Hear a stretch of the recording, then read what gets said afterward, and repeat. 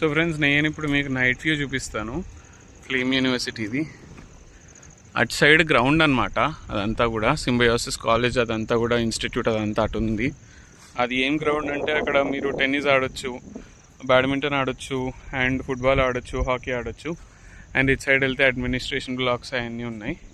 ఇక్కడికి వచ్చేసి ఇవన్నీ కూడా హాస్టల్స్ అనమాట, స్టూడెంట్ హాస్టల్స్. కొత్త కట్టారు, ప్రతి రూమ్ కూడా మంచిగా ఎక్విప్డ్గా ఉంది. ఎల్, ఎమ్, ఎన్, ఓ అలా ఉన్నాయి. మాకు ఇప్పుడు ప్రస్తుతానికి ఏంటంటే ఇక్కడ మాకు చాయిసెస్ ఇచ్చారనమాట. ఒకటి ఏంటంటే మీరు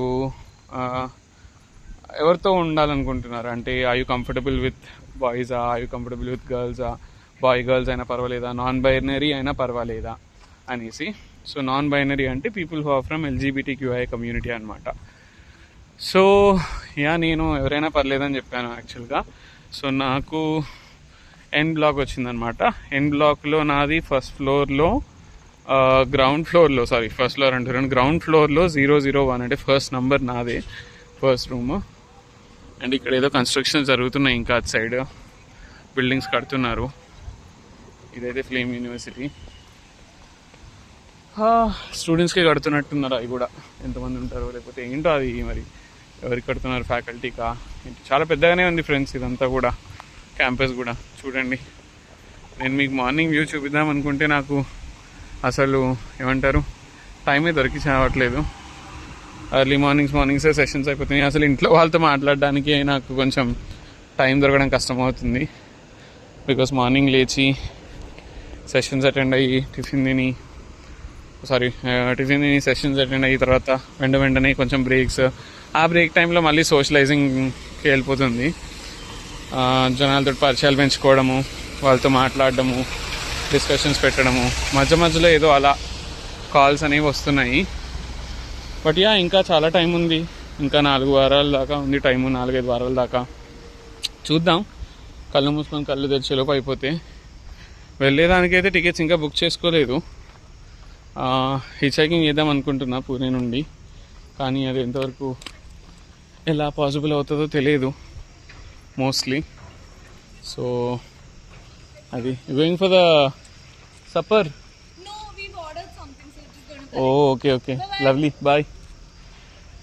సో అంటే మీరు ఆర్డర్ కూడా చేసుకోవచ్చు అనమాట ఫుడ్ ఇక్కడ. మనకేంటంటే మెస్లో ఫుడ్ చాలా బాగానే ఉంది, నాకు నచ్చింది అబ్బా. అంటే ఇక్కడ సర్వైవల్ కోసం తింటున్నట్టు ఉంది అంతే. అంటే మరీ అంత ఫ్యాన్సీగా తినాలని కూడా లేదు, ఏదో బాగుంది. జైన్ ఫుడ్ అని సపరేట్గా ఉంది మళ్ళీ. అంటే వాళ్ళకు కొంచెం ఉల్లిగడ్డ అవి ఇవి తిన్నారు కదా, మట్లో పుట్టేవి కలిపి, అలాగా వాళ్ళకి సపరేట్గా ఉంది జైన్ ఫుడ్.